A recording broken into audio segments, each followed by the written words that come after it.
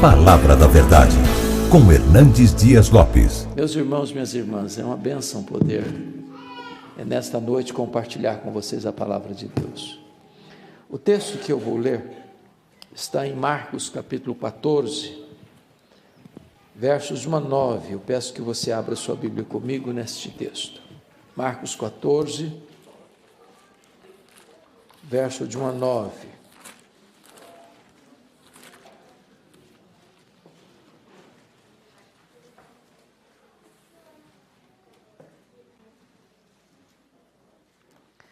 Eu estou com a versão revista e atualizada.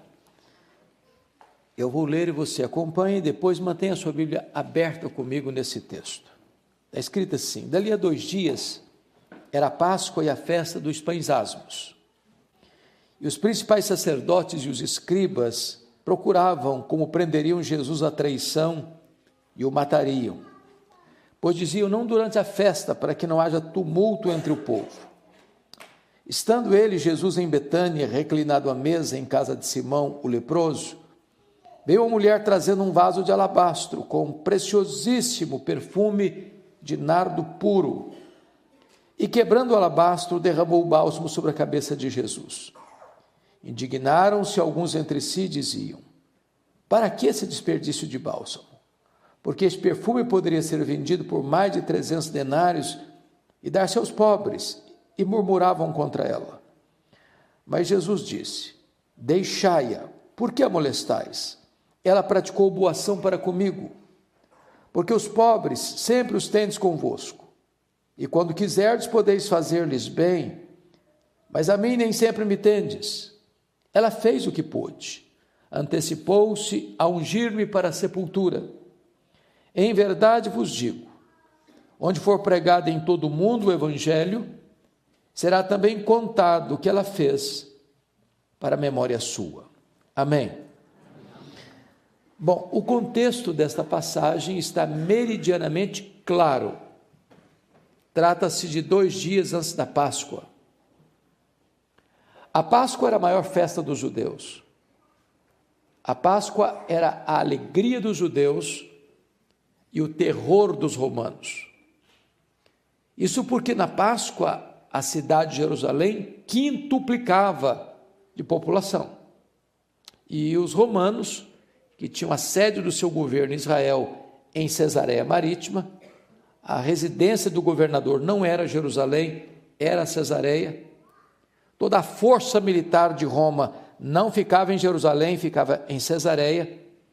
Mas no período da Páscoa, todo o aparato militar subia para Jerusalém. O gabinete do governador era transferido para Jerusalém. Até o tetrarca da Galileia, Herodes Antipas, na Páscoa, transferia toda a sua equipe de governo para Jerusalém. E os romanos tinham medo de rebelião, de motim, e então a cidade ficava com muita vigilância e preocupação. Pois bem, 2 dias antes da Páscoa, diz a Bíblia que os principais sacerdotes, os escribas, ou seja, as autoridades religiosas, tramaram, orquestraram para prender Jesus à traição e matá-lo depois da festa, quando o povo já tivesse ido embora, longe dos holofotes. Entretanto, somos informados em Mateus de que 2 dias antes, é o texto paralelo deste, foi Jesus quem disse para os discípulos que ele estava para ser entregue nas mãos dos principais sacerdotes e escribas, para ser crucificado. E aí você chega à seguinte conclusão: quando os homens tramam, urdem, orquestram, pensando que eles estão no controle da sua ação, eles estão apenas cumprindo um plano já estabelecido por Deus, porque as rédeas da história não estão nas mãos dos homens, está nas mãos de Deus. Ainda que os homens façam mal, como levaram de fato Jesus à cruz e mataram Jesus, mas aquilo cumpriu um plano já estabelecido por Deus desde toda a eternidade. É curioso também que na mesma medida que as principais autoridades religiosas de Jerusalém tramam, urdem, maquinam e orquestram contra Jesus para matá-lo, 10 quilômetros dali, na aldeia de Betânia, uma família prepara uma festa para Jesus. E é curioso que ainda hoje Jesus desperte sentimentos tão diferentes e tão opostos. Ele é amado por uns e odiado por outros, recebido por uns, rejeitado por outros, adorado por uns e rechaçado por outros. Também é curioso que esse jantar que é oferecido a Jesus em Betânia acontece na casa de um homem, que é chamado de Simão. E a Bíblia não dá o sobrenome dele, mas dá um epíteto, um adjetivo para ele: Simão, o leproso. Isso me chama a atenção, porque uma pergunta se faz necessária: esse homem ainda era leproso? E a resposta óbvia é: claro que não. E por que sabemos que não? Porque se leproso fosse, ele não podia ficar em casa. Se leproso fosse, muito menos podia receber alguém em sua casa. Mas se esse Simão não era mais leproso, por que o evangelista diz que o jantar ocorreu na casa de Simão, o leproso, e não na casa de Simão, o ex-leproso? Para ensinar-nos uma lição. A lição de que você não deve rotular pessoas, porque rótulos ficam. Não carimbe gente. Não põe uma tatuagem existencial numa pessoa, porque Deus pode mudar a vida dela. O enfermo está curado, o prisioneiro está livre, o perdido está salvo. Então não rotule gente, porque Deus é especialista em reverter diagnósticos irreparáveis, impossíveis. Mas também é curioso que quem se destaca nesse jantar é uma mulher. E esta mulher é incógnita, ou seja, ela não tem nome nos evangelhos sinóticos, porque esse texto está relatado em Mateus 26, brevemente introduzido em Lucas 22, está descrita aqui em Marcos 14 e também em João 12.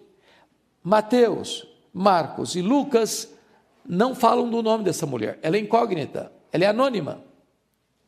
Mas em João 12, o nome dela aparece. Essa mulher aqui é Maria, irmã de Marta e Lázaro. E a biografia de Maria é muito instrutiva, porque ela só aparece 3 vezes nos evangelhos. E nas 3 vezes que ela aparece no evangelho, ela está aos pés de Jesus. Não há nenhuma outra biografia na Bíblia que tem essa característica. A primeira vez que ela aparece é em Lucas 10. Ela está aos pés de Jesus para aprender. E eu vou lhe dizer que a maior academia do mundo é assentarmos-nos aos pés de Jesus. Assentarmos-nos aos pés de Jesus é alcançarmos o topo do mundo, o lugar mais alto de aprendizado. A segunda vez que essa mulher aparece na Bíblia é em João 11. E ela está novamente, Maria, aos pés de Jesus. Agora para chorar a dor do luto pela morte do seu irmão Lázaro. E eu vou lhe dizer que o único lugar do mundo onde você encontra uma fonte de consolo nas dores terríveis que assolam a vida é assentarmos-nos aos pés de Jesus. Mas agora, em terceiro lugar, e pela última vez, essa mulher está outra vez aos pés de Jesus, agora nesse texto e paralelos, para agradecer. E a pergunta é: agradecer o quê? Agradecer o maior milagre público de Jesus. Eu não sei se vocês já observaram o contexto desse fato. Vou abrir um pouquinho dessa água aqui.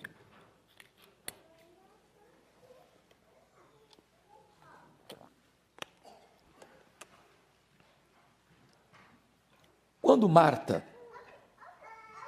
manda um recado para Jesus assim: Senhor, está enfermo aquele a quem amas.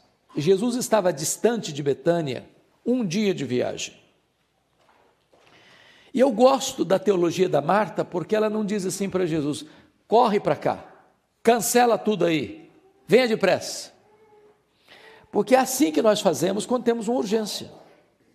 Achamos que nós somos o centro do mundo e as pessoas precisam atender a nossa necessidade no nosso tempo, na nossa hora. Quando Jesus recebe o recado, o homem já tinha gastado um dia de viagem. E Jesus diz assim para os seus discípulos: o Lázaro morreu. Mas diz também: esta enfermidade não é para a morte, é para a glória de Deus. Agora pensem comigo, raciocinem nesse ponto. Se o homem gastou um dia para ir, ele gasta o segundo dia para voltar. Então são 2 dias.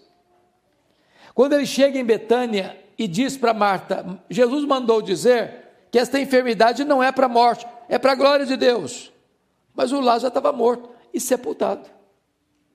Porque o Lázaro morreu no dia que o emissário saiu da casa de Marta.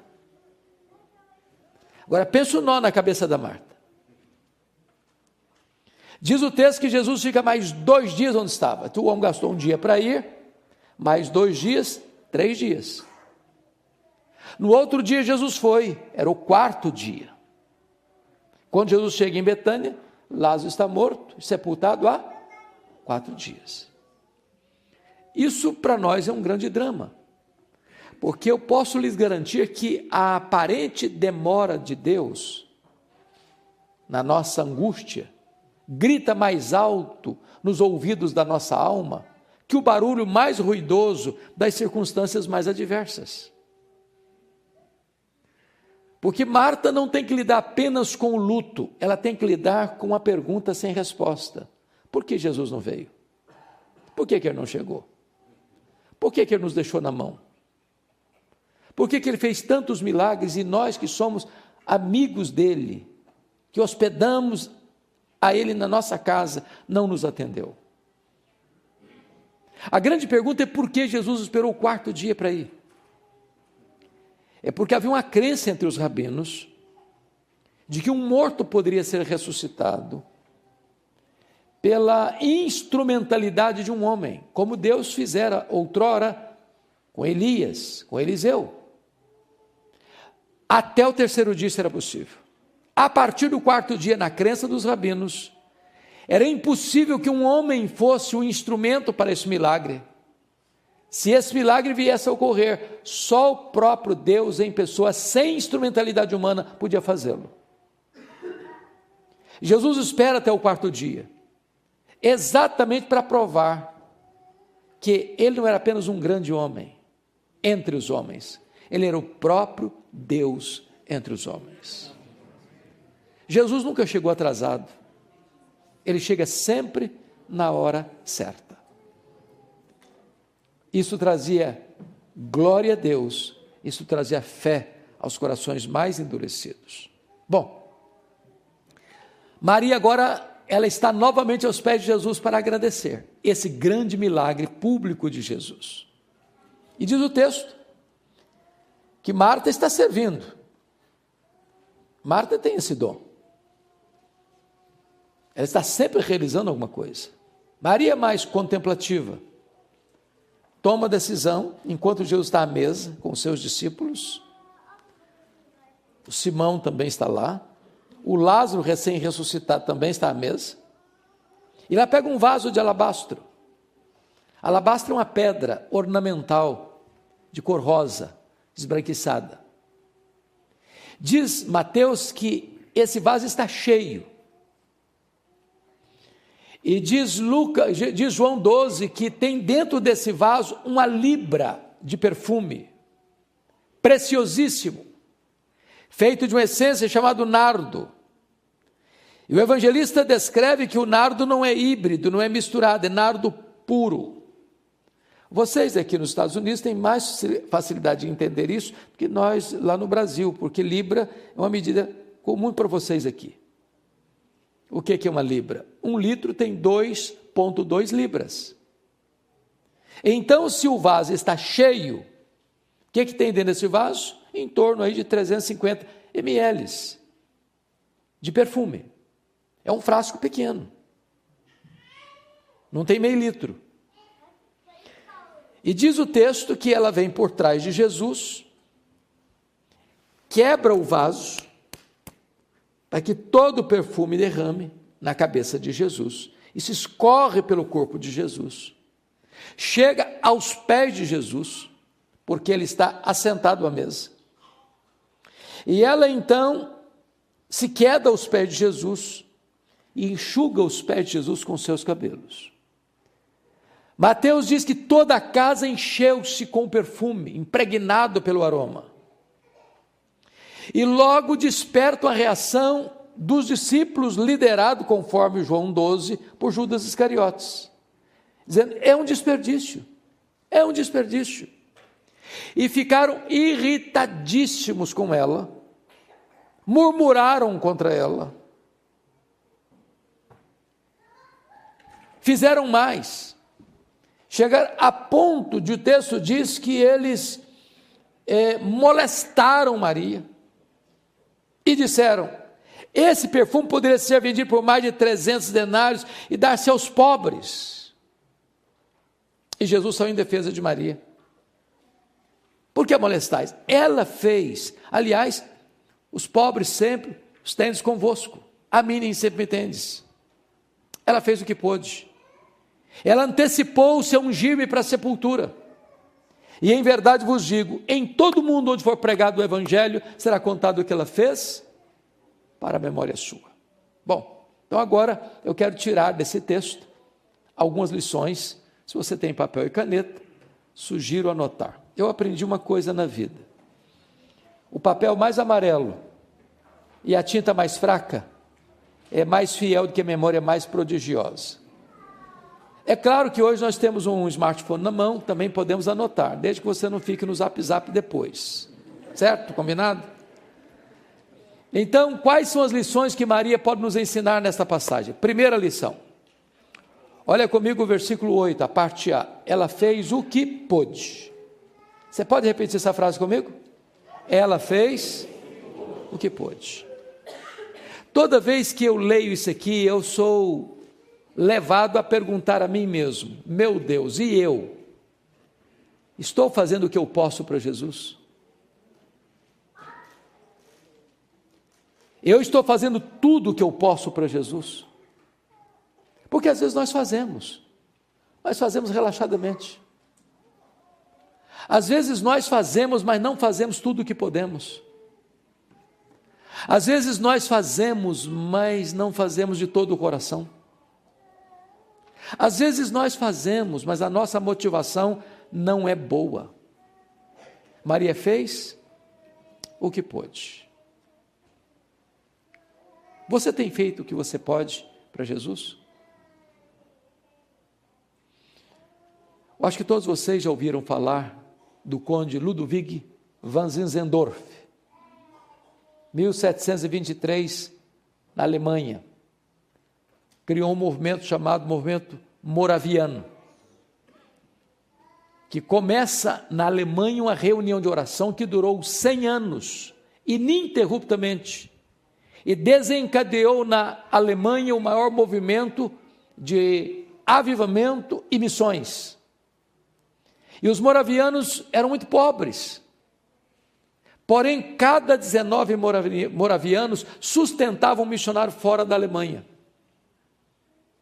Alguns eram tão pobres que não tinham dinheiro para ofertar para a obra missionária. Então eles se vendiam como escravos, era uma coisa possível na época, para comprar passagem de ida para os povos mais longínquos da terra, para gastarem o resto de seus dias para levar a esperança do evangelho para esses povos.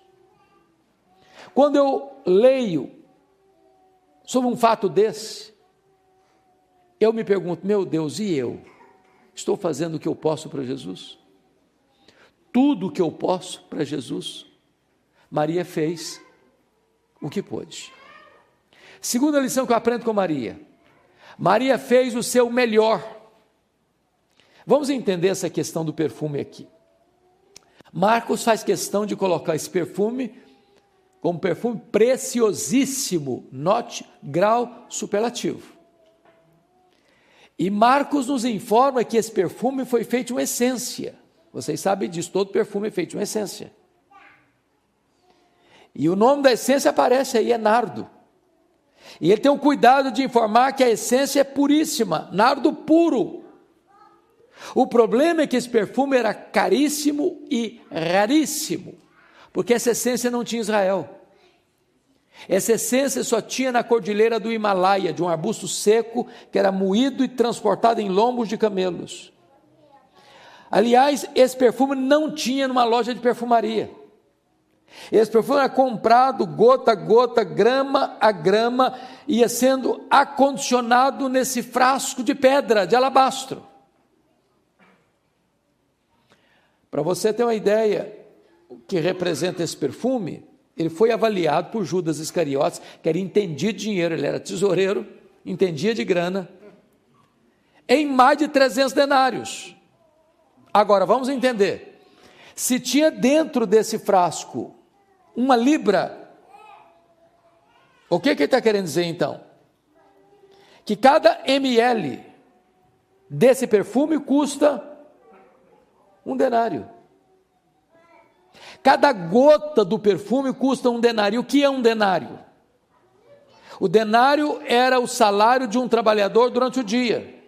Então, pense comigo aqui as irmãs que cuidam de uma casa, limpam a casa, trabalhou o dia inteiro, chega no final do dia, você passa lá na loja, eu vim comprar 1 gota do perfume, trabalhou o dia inteiro para comprar 1 gota de perfume, 1 ml de perfume, era o salário de um dia, para comprar o quê? 1 gota. Agora notem, tem dentro desse pequeno frasco a poupança de 1 ano de trabalho. Bom, você e eu gostamos de um bom perfume, não é verdade? Agora, quando você compra um bom perfume, que não é barato, você diz para você mesmo, esse perfume tem que durar pelo menos 1 ano. Não é assim? Você não sai esparramando perfume para todo lado. É uma gotinha, e num dia especial.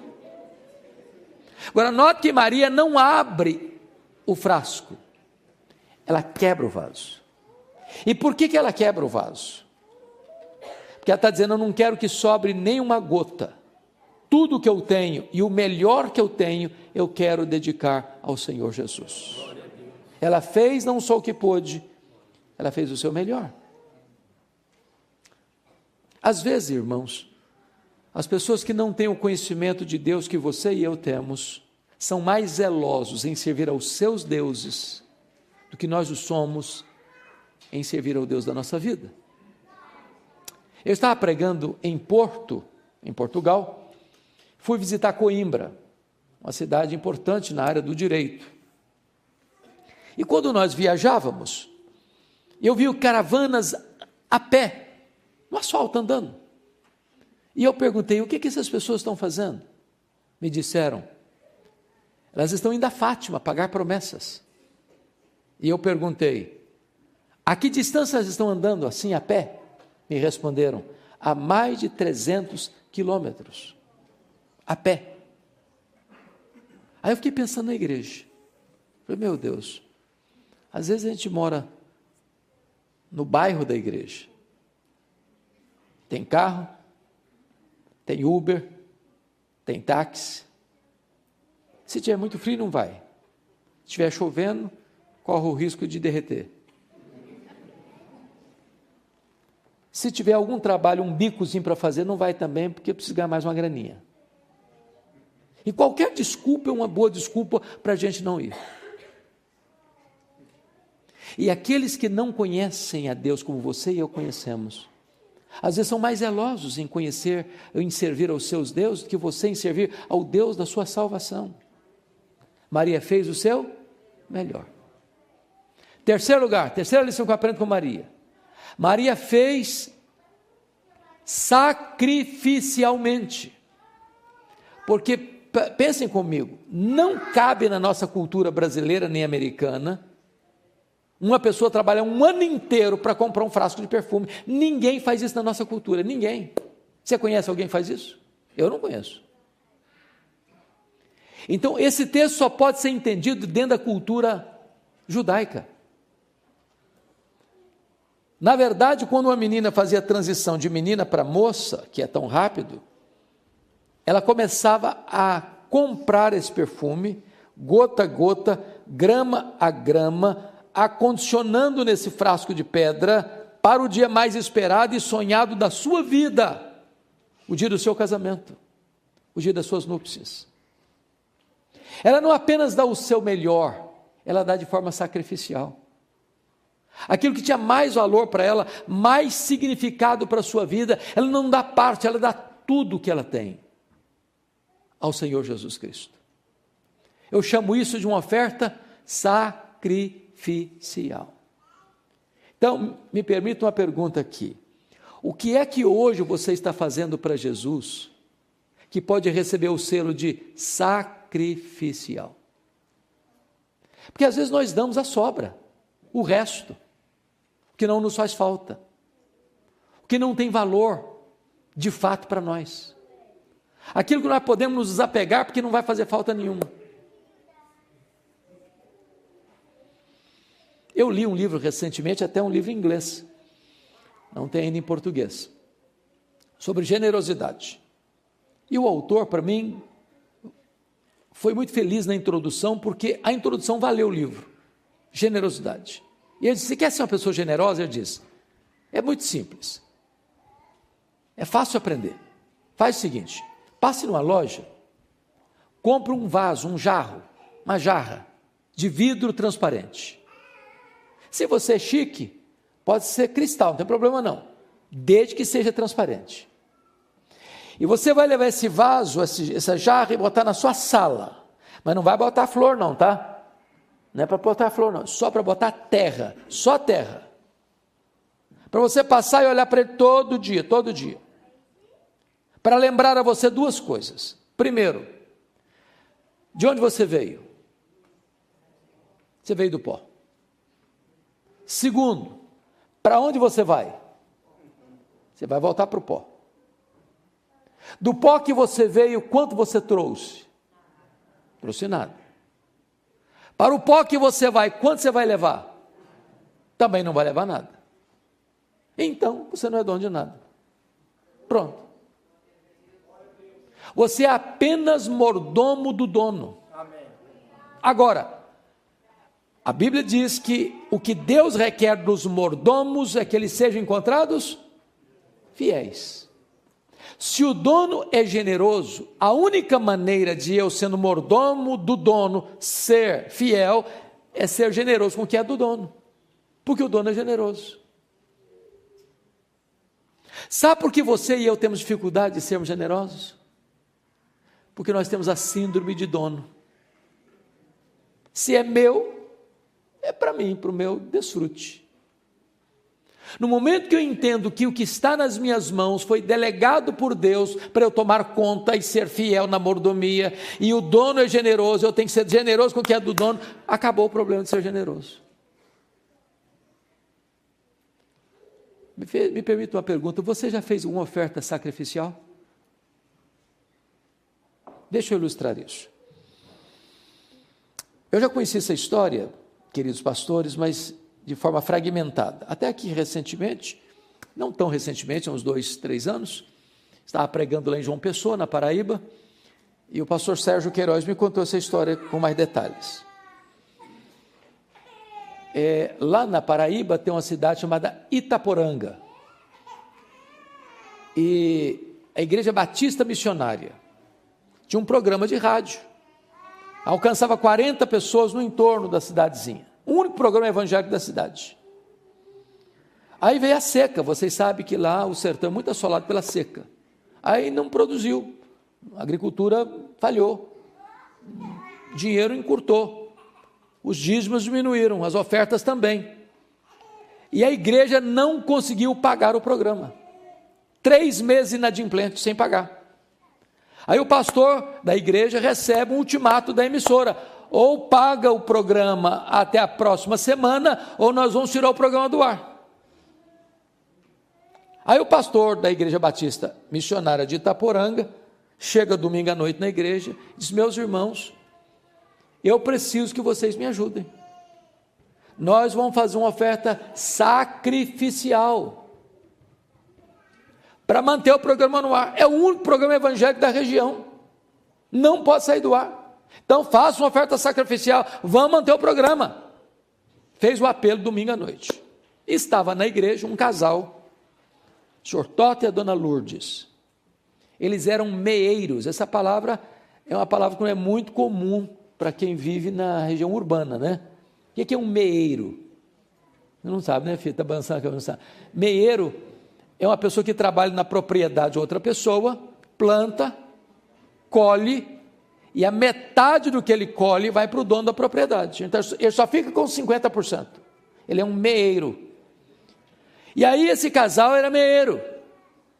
Morava 6 quilômetros da cidade, a pé. Estava voltando para casa. E a Lourdes disse assim para o Tota: Tota, você escutou o apelo do pastor, nós temos que fazer uma oferta sacrificial para manter o programa. O Tota disse: mas Lourdes, não tem um centavo lá em casa.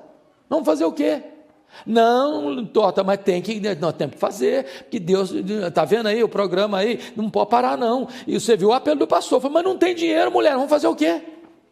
Estou chegando em casa, a Lourdes diz: é verdade, Tota, dinheiro não tem mesmo não, mas lá em casa tem um terreiro com muitas galinhas, e tem um galo, que é o mais pesado e vale mais, vão dar o galo. Ah, tudo bem, vão dar o galo, está resolvido o assunto então, dá o galo. Segunda-feira de manhã, a Lourdes pega o galo, bota debaixo do braço, 6 quilômetros a pé para a cidade. Bate na casa do pastor, o pastor atende: pastor, eu escutei o apelo do senhor ontem, e eu vim trazer minha oferta sacrificial. O galo é o melhor que nós temos lá em casa. Eu vim trazer, para o programa não sair do ar. O pastor agradeceu, deu um sorriso amarelo. Depois que despediu a dona Lourdes, fechou a porta: meu Deus, o que é que eu vou fazer com esse galo? Nem uma sopa dá, que o galo era velho demais. Aí pensou: vou fazer uma rifa. Não, rifa não combina com crente. Vou fazer, nada combinava. Ah, vou botar na internet, pronto. Foi lá e botou na internet que a mulher do galo deu uma oferta sacrificial. Pastor Jeremias, indo para a igreja no domingo, abre a caixa de e-mail, a história da mulher do galo, que mexeu com ele. Chegou lá na 8ª Presbiteriana de Belo Horizonte: meus irmãos, tem uma igreja em Itaporanga que tem um programa, que está precisando de ajuda, que não pode sair do ar, nós vamos fazer uma oferta agora para ajudar aquela igreja. Fizeram a oferta na hora. O resultado da oferta dava para pagar o programa 2 anos. Aí o pastor já ligou para o homem lá, o pastor de Itaporanga, e falou: pode ficar tranquilo, pastor, durante 2 anos o programa está garantido. O próprio pastor Jeremias vai pregar lá em Toronto, igreja do pastor Seni Tavares, amigo nosso, conta a história da mulher do galo. Levanta um irmão da igreja: quer saber se a dona Lourdes está precisando de alguma coisa. Lá está precisando. Tem energia na casa dela, mas não tem geladeira. Para beber uma aguinha geladinha no calor sufocante do sertão. Um fogão profissional para fazer algumas coisas para vender.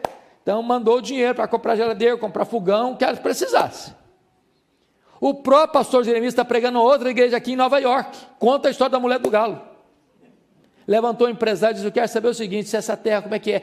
Nós vamos comprar a terra, a propriedade, vamos passar a escritura em nome da dona Lourdes. Ela não vai ser meira, mas não vai ser a dona da terra. Comprar a terra, passar a escritura em nome da mulher, da dona Lourdes. Ele está pregando uma outra igreja, conta a história da mulher do galo. Levantou o engenheiro agrônomo e quer saber como é que é essa terra. Vamos trabalhar a terra, vamos tornar essa terra produtiva, vamos cavar poços artesianos, vamos adubar a terra. E assim ele fez, a terra tornou-se mais produtiva. Ele está pregando uma outra igreja, conta a história da mulher do galo. Levanta o empresário e diz: eu quero saber como é que é a casa da dona Lourdes. Não, tem energia, tem geladeira, mas a casa é muito humilde, muito simples. Então bota tudo abaixo, vamos construir uma casa grande, bonita, equipar tudo que a dona Lourdes precisa. E assim fizeram. Um repórter da Christian Today, aqui de Nova York, escuta a história da mulher do galo. Pega um avião, desce lá em João Pessoa, pega um carro e vai a Itaporanga. E faz uma entrevista com a dona Lourdes e o senhor Tota. E a história da mulher do galo percorreu o mundo inteiro. Porque uma pessoa fez uma oferta sacrificial. Maria fez sacrificialmente. E você? Quarta lição que eu aprendo com Maria. Maria fez apesar das críticas. Versos 4, 5 e 6, Maria enfrenta 3 críticas. Primeiro, eles murmuraram contra ela. Segundo, eles ficaram indignados contra ela. Terceiro, eles molestaram a ela. Indignação, murmuração, molestação. Agora, quem é que está indignado contra Maria? Os discípulos. Gente que devia estar feliz com ela ou imitando o exemplo dela. Agora, eles não estão indignados com o que ela está fazendo, não. Eles estão indignados para quem ela está fazendo. Que se fosse para os pobres, tudo bem, passava o discurso populista. Mas para Jesus, não, aí é exagero, aí é desperdício. E é curioso que João 12 diz que quem lidera essa conversa aí é o Judas Iscariotes. E é nesse contexto de João 12 que a máscara de Judas cai e a Bíblia diz que ele era ladrão. Que esse discurso de ajudar pobre era um discurso populista. Que ele era um falso filantropo. Ele estava querendo se apropriar dessa grana. E é nessa conjuntura aqui que ele sai dessa noite aqui e vai lá para Jerusalém para vender Jesus por 30 moedas de prata, 10% do valor do perfume.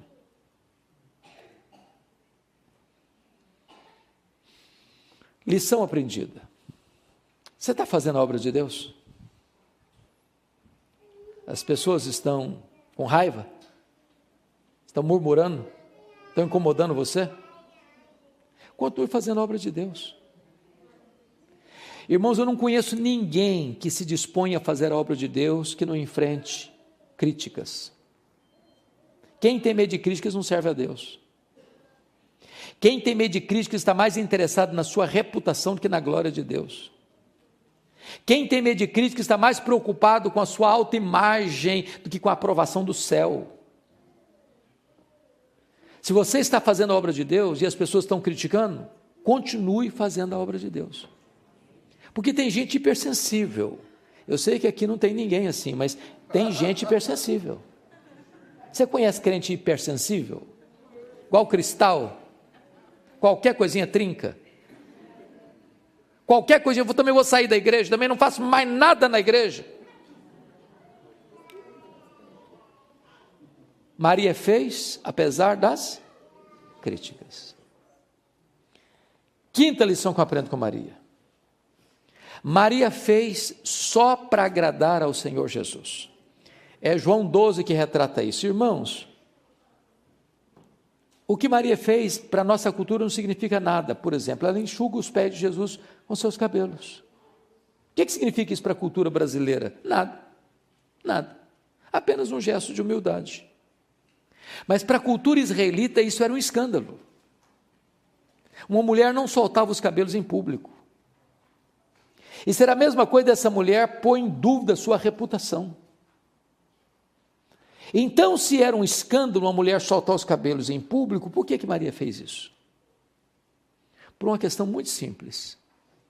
O coração de Maria estava tão feliz e tão transbordando de gratidão.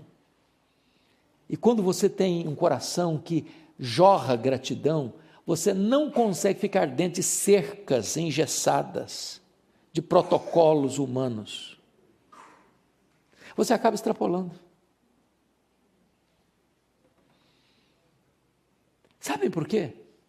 Porque quando Maria está fazendo isso, ela não está preocupada com o que Mateus vai dizer, o que Judas vai falar, o que Tiago vai opinar, o que fulano Beltrano vai falar. Ela só tem um vetor que governa a vida dela, é agradar ao Senhor Jesus.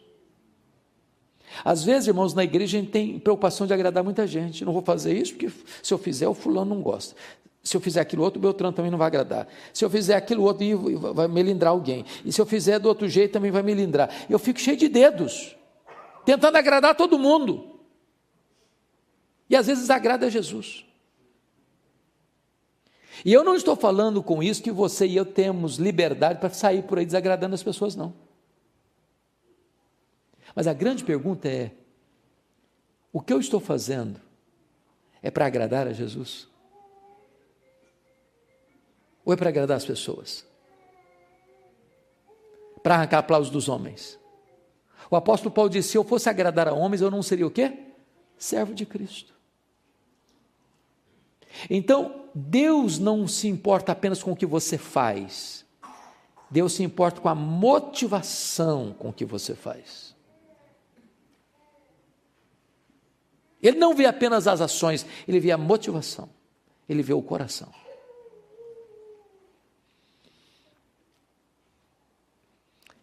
Vamos então, sexta lição com Maria. Maria fez a pessoa certa. Vejam comigo versículos 6 e 7. Quando Jesus diz: os pobres sempre os tendes convosco, mas a mim nem sempre tendes. Eu acho isso maravilhoso, porque ela fez boa obra para comigo, disse Jesus. E aqui, irmãos, tem uma pergunta que precisa ser respondida. Será que Jesus está dizendo que os pobres não têm prioridade? Que os pobres podem ser deixados para depois? Que a agenda de socorro aos pobres não tem prioridade na agenda da igreja? É isso que Jesus está falando? E a resposta é um sonoro não. Não. Não.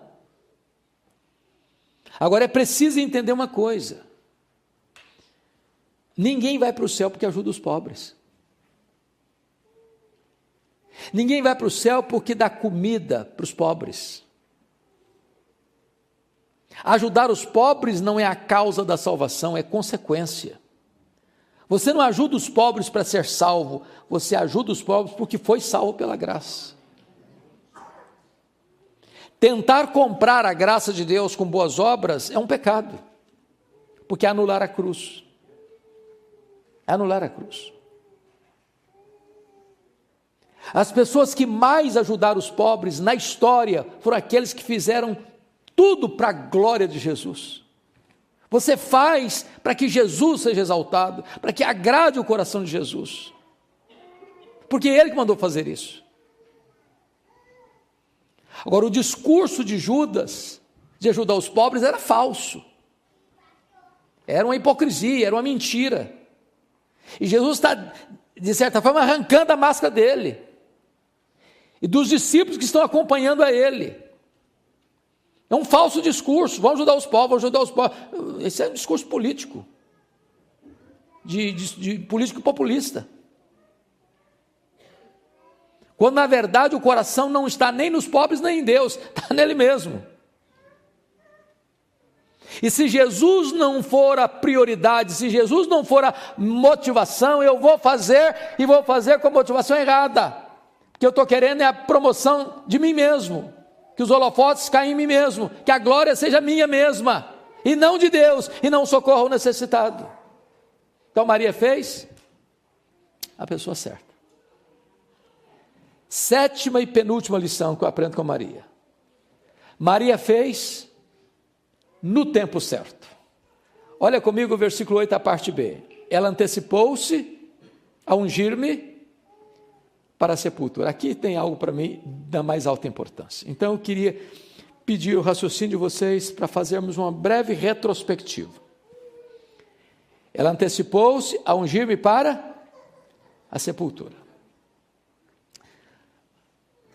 Acompanhe meu raciocínio, por favor. Lucas 8, verso 3 em diante, diz que quando Jesus estava fazendo a campanha evangelística de cidade em cidade, de aldeia em aldeia na Galileia, tinha 204 pequenas cidades na Galileia, cidade em cidade, aldeia em aldeia. as mulheres da Galileia, e a Bíblia fala de Maria Madalena, Joana e Susana, e muitas outras, iam bancando o ministério de Jesus. Notinha de rodapé, eu vou falar baixo porque tem homem no auditório. As mulheres são mais generosas do que os homens. Agora preste atenção comigo. Quantas pessoas estão indo nessa comitiva evangelística? Tem Jesus, 12 discípulos, 13, certo? 13 pessoas. Tem 3 mulheres citadas pelo nome. Maria Madalena, Joana e Susana, então já são 16. Muitas outras eu não sei quantas são. Imagine que ao todo sejam 40 pessoas, de cidade em aldeia, de cidade em cidade, aldeia em aldeia. As mulheres atrás de Jesus, fazendo pix, fazendo transferência bancária, pagando a conta. Não tem logística complicada, não tem logística boa não tem hotel, não tem self-service, e elas cuidando da estrutura, cuidando das finanças. Nessa jornada, Jesus diz para elas e para os discípulos que era necessário que eles subissem para Jerusalém, serem entregues nas mãos dos principais sacerdotes, escribas, e fosse crucificado. Quando Jesus vai, e elas sabem para onde ele está indo e com que propósito, elas vão junto. Elas são lá da Galileia, do norte de Israel, estão indo 153 quilômetros, pelo menos, de Cafarnaum a Jerusalém, a pé, com Jesus. Quando Jesus foi crucificado, só tem João presente, os outros apóstolos vazaram, fugiram, acovardaram-se. Essas mulheres estavam lá, essas mulheres. Quando Jesus foi sepultado, Lucas 23, 54, 55, não consta nem que João estivesse presente no funeral de Jesus. Mas essas mulheres, agora preste atenção, viram onde e como Jesus foi sepultado. Repita comigo, onde e como Jesus foi sepultado. Agora eu preciso da sua atenção de novo, porque eu quero amarrar isso com uma conclusão. Que horas Jesus morreu? Na sexta-feira. Que horas? 3 da tarde. Que horas Jesus foi sepultado? A Bíblia não diz. Mas ele tem que ter sido sepultado na sexta-feira, não podia ser no sábado, parava tudo. Sábado começava às 18 horas. Então você tem entre a morte e o sepultamento apenas 3 horas disponíveis. Então vamos chegar à conclusão aqui comigo, por favor. Morreu, ninguém tira da cruz, sem autorização. Quem autoriza? Governador. O governador não está presente, foi sepultado fora dos muros. Tem que alguém falar com ele, mas não adianta mandar qualquer um, porque ele nem vai receber, tem que ser alguém com trânsito. Então quem que escolhe? José de Arimateia, membro do Sinédrio. E ele chega lá e diz: ô governador, eu vim pedir permissão para tirar o corpo de Jesus da cruz, porque eu tenho um túmulo que não foi usado ainda, eu vou emprestar para sepultar o Jesus aí, chamado Rei dos Judeus. Aí o governador falou: não, mas não morre rápido assim não, e demora, tem gente aí que fica vários dias. Mas morreu, senhor. Não, morreu não deu prazo não. Morreu, senhor. Não morreu não. Eu só acredito se vier o centurião que coordenou lá e me falar. Não tinha fax, não tinha telefone celular, não tinha nada disso. Então tem que ir lá de volta, trazer o cara aqui de volta para falar com ele. Não morreu, senhor. Aí tem que fazer um documento. Aí tem que tirar o corpo da cruz, mas tem que ir lá no mercado comprar perfume, comprar lençóis, e tem que limpar o corpo. E agora tem que pegar esse corpo aqui, e lá na hora do local da sepultura, e tem uma pedra muito pesada, tem que rolar a pedra. E tem que agora botar o corpo lá, e tem que rolar de volta a pedra. E as mulheres estão olhando e vendo onde ir, como Jesus foi sepultado. Agora uma pergunta, é uma conclusão, que embora não esteja relatada, registrada graficamente, é o entendimento que eu tenho. Quando chegou o sábado, domingo, quando começava o domingo? Sábado, 6 da tarde. Elas correram para o mercado, foram comprar o quê? O que elas foram comprar? Perfume. Por que elas foram comprar perfume? Jesus estava sepultado já. Elas viram onde ir? Como? Mulher não gosta de nada mal feito. Elas olharam, esse trabalho está mal feito. Quando passar o sábado, nós vamos voltar aqui e fazer direito. Fazer direito. E elas chegam com a pergunta: quem vai rolar a pedra? A pedra é muito pesada. Olham, a pedra está rolada. Olham, o túmulo está aberto. Entram, o túmulo está vazio. Saem, um anjo pergunta para elas assim: o que vocês vieram fazer aqui? Procurar entre os mortos aquele que está vivo. Ele não está mais aqui não. Ele ressuscitou. Agora vamos entender uma coisa. Sabe o que o anjo está falando para elas? Vocês fizeram muita coisa para Jesus, mas uma coisa vocês não fizeram. Vocês não anteciparam em ungir o seu corpo para a sepultura. Agora não precisa mais desse perfume não. Agora não precisa mais. Então qual é a 7ª lição? Faça no tempo certo. Porque se você não fizer no tempo certo, você não vai ter chance de fazer depois. Oportunidades passam. É aquela visita que você tem que fazer. Não pode esperar. A pessoa está doente no hospital. Podia ir lá visitar? Você se vira, vai. Porque não tem nada mais triste que uma pessoa pedir você para visitar o fulano e você não vai, e aí... como é que tem mesmo? Qual quarto que está? Não precisa ir não, já morreu. Não dá para esperar. Não dá. Deixa eu ilustrar isso dentro da nossa cultura. Eu não sei quanto a vocês, mas eu acho muito esquisito alguns aspectos da nossa cultura. Por exemplo, eu não conheço ninguém mesmo, que receba mais elogio do que defunto. Já viu? Ô, gente, uma rasgação de seda em cima do caixão que não tem fim. A grande pergunta é se o defunto, em vida, claro, escutou alguns daqueles elogios. Porque você não vai confortar o coração de um defunto elogiando ele, não. Ele não vai levantar do caixão para dar um abraço em você, não. E se levantar, você corre também. Então não espere a pessoa morrer para elogiar. Porque tem gente assim muito espiritual, diz, não, eu não vou elogiar não, porque elogiar a pessoa vai ficar vaidosa. Não, o que a Bíblia proíbe é hipocrisia. Mas um elogio certo na hora certa é uma bênção, um bálsamo. Quer ver outra coisa que me choca na nossa cultura?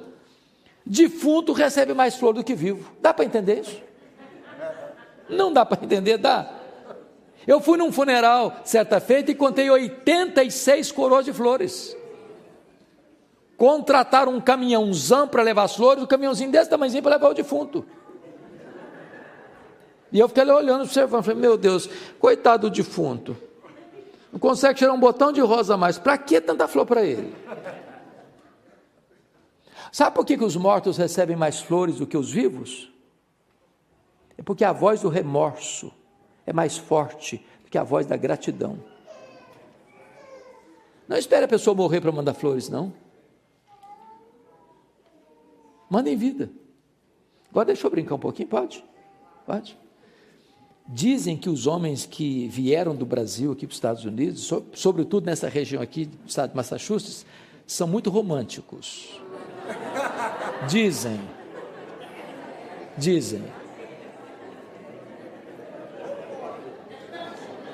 Não passe em brancas nuvens nunca o aniversário da esposa, aniversário de casamento, é buquê de flor, o mais bonito que tem na floricultura, ele leva para a esposa. Não esquece, de jeito nenhum. Dizem. Mas vai que tem um desavisado aqui nessa noite.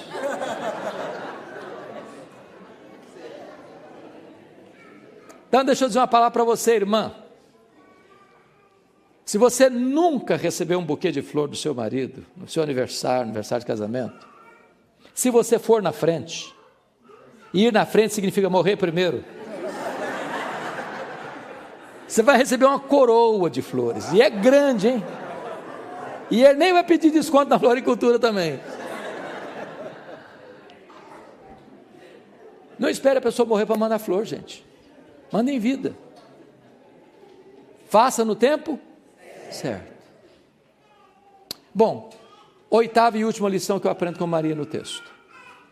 Versículo 9. Maria fez com reflexos para a eternidade. Jesus diz assim: em verdade vos digo, em todo mundo onde for pregado o evangelho, será contado o que ela fez para a memória sua. Isso me encanta muito, sabe por quê? Maria fez isso numa casa pequena, numa vila pequena, há 2000 anos. E o que ela fez dentro daquela casa tem sido proclamado dos eirados da história, nos ouvidos do mundo. E essa profecia de Jesus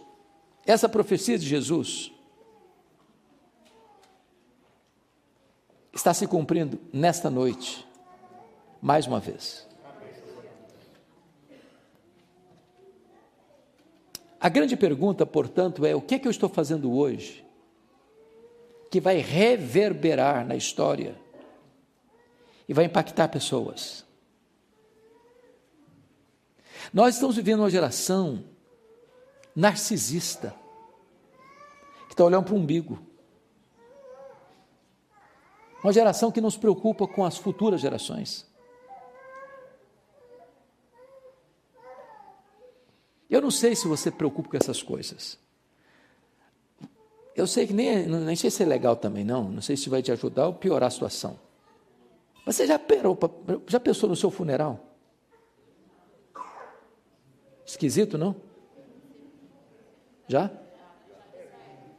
Você já pensou na frase que vai estar escrita numa tabuinha assim de mármore branco, em cima da sua sepultura? Que frase resumiria a sua vida?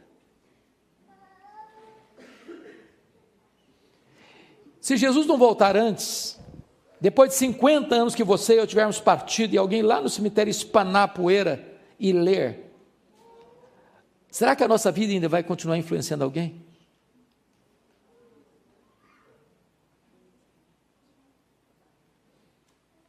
E eu quero terminar com duas ilustrações. Uma da Bíblia e outra da história da igreja.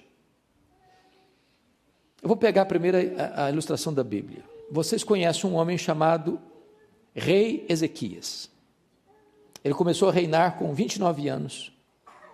Ele reinou 25 anos. Ele morreu com 54 anos. Ele tinha um pai horrível, mas ele foi um bom homem.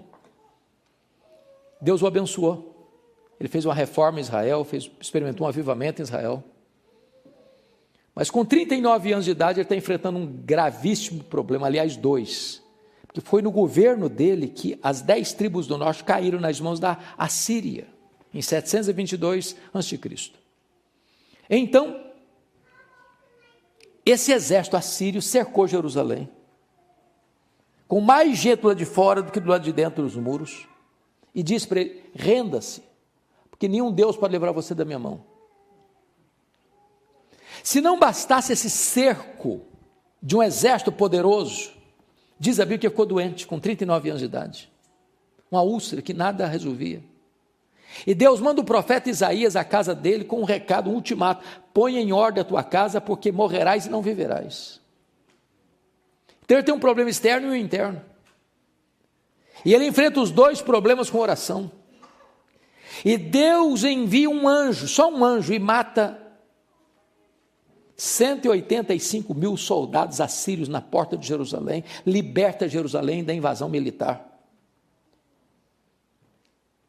E quando ele recebe o ultimato que vai morrer, ele se volta para a parede, chora e ora, e Deus ouve rapidamente, e manda o profeta de volta à casa deles. E eu ouvi a oração de Ezequias, príncipe do meu povo, e vai falar para ele que eu ouvi a oração dele, eu ouvi a lágrima dele, e vou curá-lo da sua enfermidade. E no terceiro dia vai subir à casa de Deus. Pois bem, resumindo a história, o milagre foi tamanho, os dois milagres, que um novo reino que estava se formando na época, o reino da Babilônia, Império Babilônico, mandaram uma comitiva diplomática lá em Jerusalém, para se alegrar com Ezequias, dando presentes para ele. E diz a Bíblia que Ezequias então recebe a comitiva diplomática da Babilônia, abre os seus tesouros, abre o seu palácio e mostra para eles quão grande, quão poderoso, quão rico, quão esplendoroso ele era, e quão forte ele era, e quão poderoso e esplendoroso era a sua riqueza, e não deu uma palavra de gratidão a Deus, que foi mal aos olhos do Senhor. E Deus mandou o profeta Isaías de volta à casa dele. Agora escuta a palavra do Senhor, rei Ezequias. Essa Babilônia que você se vangloriou diante dela, virá um dia para cá. E tudo que vocês juntaram até hoje, vão juntar daqui para frente, essa Babilônia vai levar embora, vai rapinar tudo, vai tomar tudo, vai tudo embora. Segundo, dos filhos que tu gerares, vão ser levados cativos para a Babilônia. Terceiro, esses filhos vão ser eunucos. Sabe o que significa isso? Eles vão ser castrados. Eles vão poder gerar. Sabe qual foi a resposta do rei para o profeta? Boa é essa palavra. Não, você não entendeu o que eu falei. Não entendeu. Eu estou falando que a Babilônia vai tomar tudo, estou falando que a Babilônia vai escravizar seus filhos, eu estou falando que a Babilônia vai castrar os seus filhos, e você está ficando maluco, homem? Fala que boa essa palavra, você está doido? Como assim boa essa palavra? Não, ele não falou, não, ele só pensou. Ele só pensou, boa essa palavra, porque pelo menos eu, Ezequias, terei paz nos meus dias. Sabe o que ele está dizendo, trocando em miúdos? Quando isso acontecer, eu já terei batido as botas. Quando isso acontecer, eu não vou estar mais aqui. Eu só me importo comigo. Depois que eu morrer, me perdoe da expressão, que se dane as futuras gerações, não estou aí mais não. Lamentável. Lamentável. Meus irmãos, eu quero convocar vocês aqui hoje a fazermos uma grande cruzada em favor dos nossos filhos, em favor dos nossos netos, em favor das futuras gerações. Precisamos clamar aos céus para que os nossos filhos e os nossos netos sejam mais crentes do que nós, mais cheios do Espírito Santo do que nós, de nós legarmos às futuras gerações uma igreja viva e cheia do Espírito Santo de Deus. Segundo exemplo, mais breve, é um missionário. E esse missionário era um missionário inglês. E esse missionário inglês, ele foi para a Índia. David Livingstone dedicou sua vida toda na Índia, pregando o Evangelho. Foi atacado por um leão na Índia, adoeceu na Índia, morreu na Índia. Quando ele morreu, os ingleses foram lá na Índia não, estou confundindo o local, África. Ele morreu na África. Quando ele morreu na África, os ingleses foram para a África para pegar o corpo dele e sepultar na Inglaterra. Sabe o que os africanos falaram para os ingleses? Vocês podem até levar o corpo dele, mas o coração dele vocês não vão levar. Ele amou a África, ele dedicou-se à África, ele morreu na África. O coração dele nós vamos sepultar aqui na África. Sabe o que fizeram? Abriram o peito dele, arrancaram o coração dele, sepultaram o coração dele lá na África. Quando você vai para Malawi, lá tem uma catedral de chão batido, e tem uma placa de bronze na parede, para a glória de Deus e em memória de David Livingstone. Pegaram o corpo dele, levaram para a Inglaterra, para a abadia de Westminster, onde estão sepultados os reis e os nobres da Inglaterra. Lá está sepultado o corpo de David Livingstone. E lá tem uma placa de bronze também, para a glória de Deus e em memória de David Livingstone. A minha oração é que você e eu possamos viver de tal modo que a nossa vida possa trazer glória para o nome de Deus. Que quem tocar na nossa história e na nossa memória possa ser despertado a amar a Deus, a conhecer a Deus e a viver para a glória de Deus. Que possamos aprender com Maria, que viveu aos pés de Jesus, para aprender, para chorar e para agradecer. Fazendo o que pôde, fazendo o melhor, fazendo de forma sacrificial, fazendo apesar das críticas, fazendo só para agradar a Jesus, fazendo a pessoa certa, fazendo o tempo certo, fazendo com reflexos para a eternidade. Que Deus nos abençoe. Amém.